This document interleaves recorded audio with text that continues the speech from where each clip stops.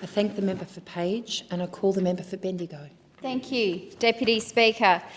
Today I rise to welcome the Senate's announcement yesterday that they will hold an inquiry into the temporary work visa programs that we have in this country.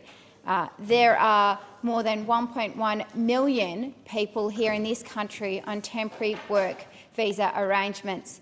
That's not just the 417 visa system that we have heard repeatedly about, concerns from workers that they are being exploited by their Australian employers.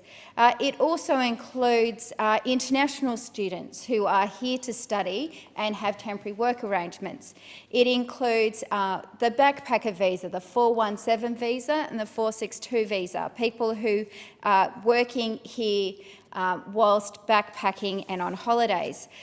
Deputy Speaker, what has been discovered and exposed through recent media reports as well as through work that our trade union movement is doing with industry and with senators is that there is an organised way now in which some industries and some employers are bringing in cheap overseas labour to undercut current Australian workplace jobs and arrangements. And that's just simply not fair, Deputy Speaker. It's not fair that Australians who want to work, say in meatworks, or want to work in construction are having their wages and conditions undercut by foreign workers who are being brought into this country and in some cases are being exploited. In my own electorate, constituents have raised this issue with me.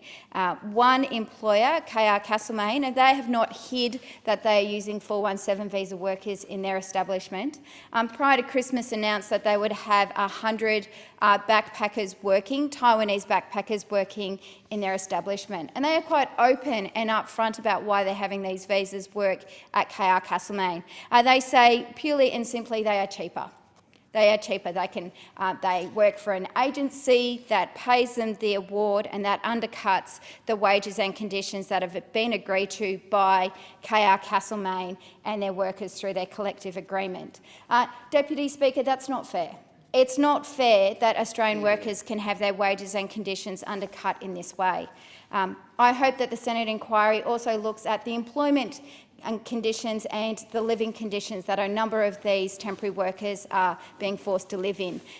Some of the examples locally, again at KR Castlemaine, 6 people per room, up to quite a number of people being forced into a house to live in appalling living conditions. Deputy Speaker, I welcome the Senate inquiry into this area and encourage people in my electorate constituents and others with concerns to raise these issues.